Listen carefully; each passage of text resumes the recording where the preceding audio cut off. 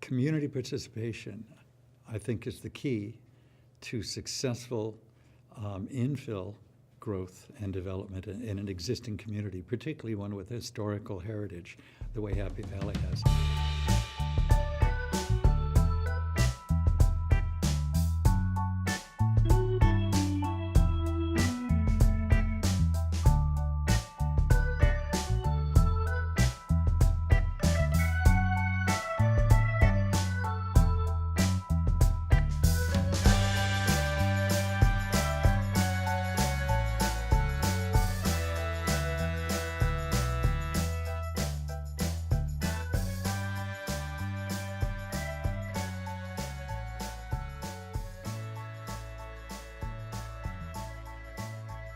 As soon as we found Fairhaven and Happy Valley, we just felt like this was the neighborhood for us.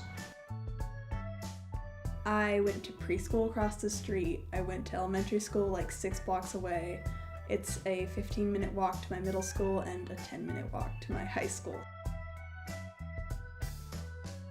I haven't found a single person that is not happy living here. It sounds cheesy, especially having a Happy Valley name. This community has been so supportive of me as a single mom.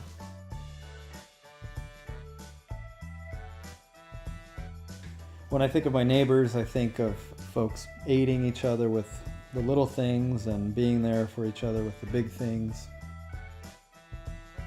I think our neighbors are progressive. I think our neighbors are thoughtful. I think our neighbors care very much about the environment, and that's reflected in the neighborhood organization.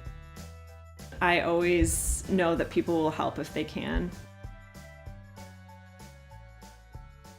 When community comes together to celebrate why we love Happy Valley, we love the historic context, we love the existing trees, we love the variety of architectural styles, we love the fact that we've got older people, young families, grandmas, single people living by themselves, single moms, single dads for that matter. When they come together and find agreement through shared ideas on what they like their community now and what they would like to see that community become, that kind of solidarity of community is a wonderful vehicle to go to the city of Bellingham, to go to the planning department and say, this is the vision that we share for the future of our neighborhood. And we were willing to work with the city, to work with our constituents in our community, to build an agreement that will see our vision for our own neighborhood move forward.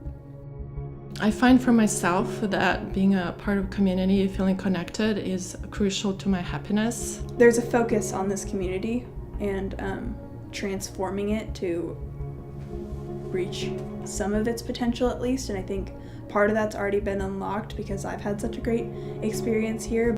I think if we have a good, healthy population here, a variety of ages, people of different backgrounds, I think that really adds to the vitality of the neighborhood. So I'm all for that, trying to improve, increase the diversity. People of different backgrounds, people of different ages, with and without kids. I think the more of that diversity, the stronger this community is. A lot of this has to do with appropriate urban design, and of course the smaller you get, the cheaper it is as well. You're just using a lot less resources, fewer materials. Construction costs are a lot less as well. So part of this is getting towards a diversity that meets the housing needs for all sorts of people. Social scientists are telling us that you live longer the more social contacts you have. You're healthier emotionally, psychologically, the more interface you have with your environment, and not just the trees and the birds and like that, but the people who live next door, the clerk at the store that you get to know because you're there regularly. All of this has to do with a healthier, more community-minded lifestyle. I'd like to see us find ways to be able to house people of moderate means in a housing situation that they can afford, where they can afford to be an owner and not have to be a tenant let's say, always moving around. You know, every year or so, the rent changes, the landlord changes, boom, they're out. The kid might have to change school. I think that's a negative recipe. I think a better approach is to find ways for people of a variety of means to be able to live in the same neighborhood. So affordability, to me, is a really crucial issue. Housing affordability is a crisis. Seattle is dealing with it as a crisis, where rents are starting to push up to averaging $4,000 a month, and Bellingham is not that much, behind that. We've been experiencing increases of 5%, 10%, 12% a year in the cost of rentals in housing. Okay, it's getting a lot more expensive. The percentage of folks that are living in what the city and the federal government would consider stressed, in terms of 30% of their income going into housing, more and more of those folks are devoting 50% of their income or higher into housing. It doesn't really leave a lot for all of our other needs. More generally, affordability for all is, I think, the challenge that we have ahead of us. So, for example, rent control in the East Coast cities, a tool that had been used for many years. Most property owners don't like that. It's a great way to preserve rents. We don't see rent control here on the West Coast, but we're seeing some alternatives, like the emergence of the Collection Land Trust. It's a really great model if you can accept that housing isn't for just appreciation and capital accumulation.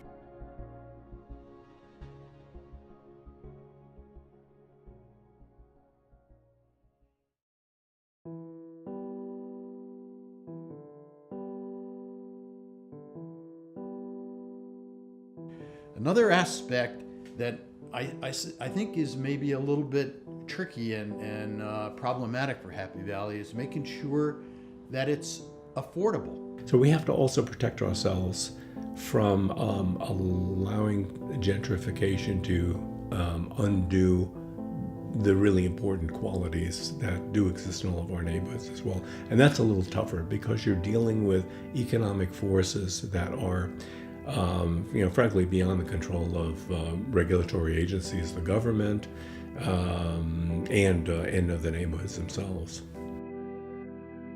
There's probably fears that a lot of people might have, or concerns about closer proximity or more affordability might have an adverse impact on their own way of life, their own fortunes. Much of this has to do with perception, and the perception about greater density equates to deterioration of neighborhoods. It's actually quite founded as a result of some relatively bad development with higher density that was starting to be introduced around the 1970s and 1980s, and to accept that we are going through a process of change, that urbanization and density can be seen as positive if it's done right through really good urban design. And I think what we should all be, as a community, pushing for is the best quality design that's achievable. The more houses that have come in, the more fun, really, that we've seen on the street. When I find people who are involved, it always adds immeasurably to the quality of the outcome. So I think that education is really important. I think we ought to be able to listen to one another and figure out what those concerns are and try and address concerns while we take steps toward the future. Making the urbanization work, the density work in a sustainable way is more of a challenge. And I think Bellingham is one of the more progressive cities in the state. And we've got some really good examples of how introducing density in a sustainable way is resulting in greater acceptance, not just by neighborhoods and citizens, but also by the banking sector that is financing these kind of developments, and the city in terms of the regulations as well. I think as Happy Valley moves forward, There will be infill in the form of ADUs, attached or detached dwelling units, accessory dwelling units, that will allow a single family lot to have a cottage for grandma or a rental for a student. It will allow people with a larger piece of property, perhaps that until recently had livestock on it or an orchard or something, to welcome a series, 6, 8, a dozen small houses or middle-sized houses that will fit in character to the community. I think critical to that is that we not lose ourselves to the suburban game where every new development is inward looking. We have to remember that Happy Valley is a context. It has a grid and a series of streets which want to celebrate the fronts of houses, not the garages of houses, wants to celebrate eyes on the street for security, wants to enjoy the presence of front porches so you can greet your neighbor as they go by. And this can be done in single-family detached houses, small ones, middle-sized ones. It can also be done in multifamily dwellings, where the dwellings themselves, if carefully designed, don't look like a fourplex or a sixplex. There's such opportunity here in Happy Valley to see growth that is contextual.